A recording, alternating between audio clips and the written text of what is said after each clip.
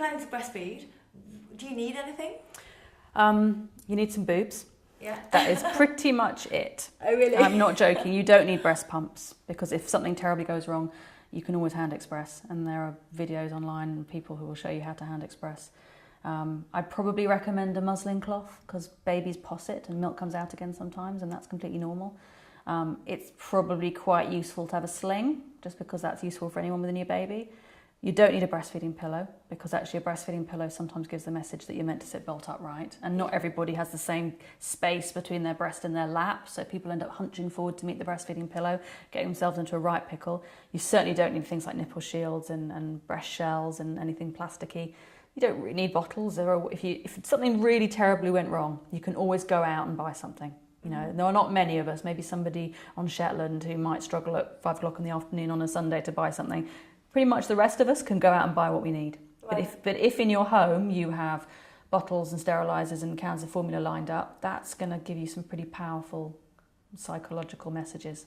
You know, we don't ask someone to run a marathon with their husband driving behind them in a car, shouting out the window, if you're tired at all, feel free to get in the car, but yet we expect people to start breastfeeding with things around them that will not help with them to breastfeed. Oh, okay. You don't really need to buy much at all. I wouldn't even recommend buying a breast pump unless you know when you're going to need a breast pump. So there are breast pumps for different purposes, and if you get one in advance, it may not be the one that meets your needs. I think it's best just to read, get some decent books if you're going to buy anything. There are some good books to buy. Well, which books would you recommend? There's one called The Womanly Art of Breastfeeding by Lactation, which has got a really naff title, the kind of title that frightens people away, sorry, Lactation. But that's a really good comprehensive guide to breastfeeding.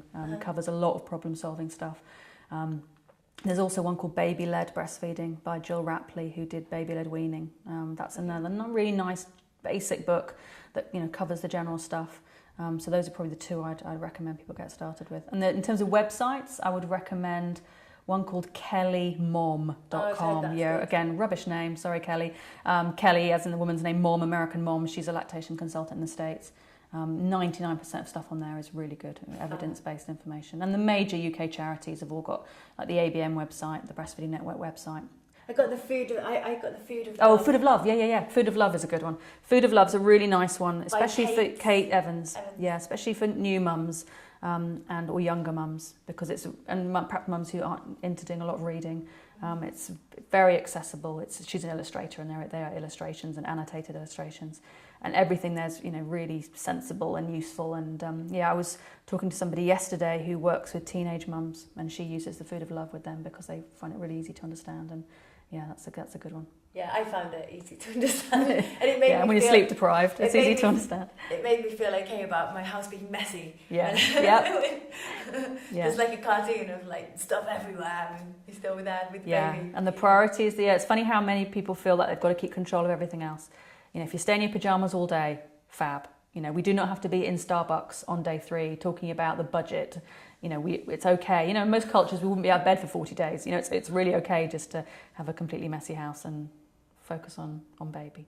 So someone suggested to me that I should prepare my nipples with Lancino before the baby arrives, and I didn't know if I should do this or not. So I just did it a couple of times, and then because I'd done it a couple of times, and then because I struggled, I thought, oh God, because is it because I didn't do enough rubbing? You didn't do enough Lancino. I didn't put enough Lancino on.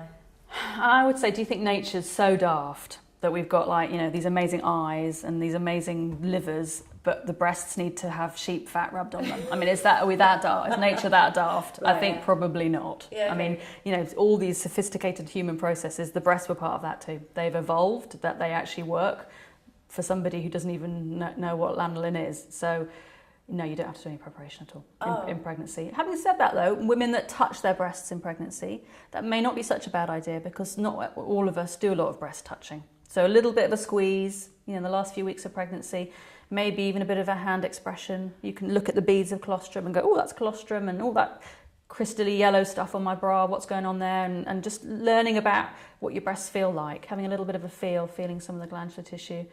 Doing what we call antenatal expression of colostrum, that can improve confidence, and when the baby comes, you've already done a bit of hand expression before the baby comes.